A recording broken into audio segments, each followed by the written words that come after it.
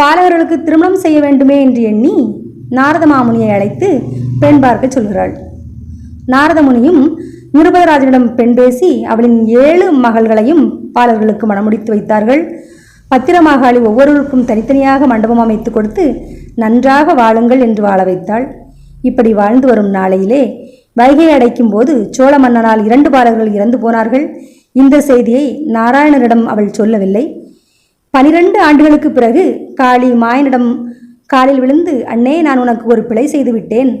உமது மக்கள் 7இல் 2ஐ கரிகால சோழன் கொன்றுவிட்டான். அதனால் மனம் நொந்து அவன் நாட்டை பாழாக்கி பகல் நெறி ஓட வைத்தேன். அவன் வம்மிசங்கள் அழிந்து போக சாபமிட்டுவிட்டு செய்தி சொல்ல வந்தேன் என்றாள். இதை கேட்ட எம்பெருமான் சிவனை நோக்கி, இவள் சொல்வது உமக்கு ஏற்குமா? பிள்ளைகளுக்கு தீங்கு வராமல் காப்பேன் என்று சொல்லியல்லவா வாங்கினாள். இப்போது இப்படி பேசுகிறாளே. பிள்ளைக்கோர் தீங்கு வந்ததே ஆனால் மிக்கச்சிறை உனக்கு மேவும் என்று சொல்லியல்லோ கொடுத்தேன். இறந்தவுடனேயாவது வந்து சொன்னாளா? 12 ஆண்டு கழித்தல்லவா வந்திருக்கிறாள். அவளுடைய பிள்ளை என்றால் இத்தனை நாள் இருப்பாளா? பெற்ற வயிறு அல்லவா குமுறுகிறது. 12 ஆண்டு வரை சொல்லவில்லையே.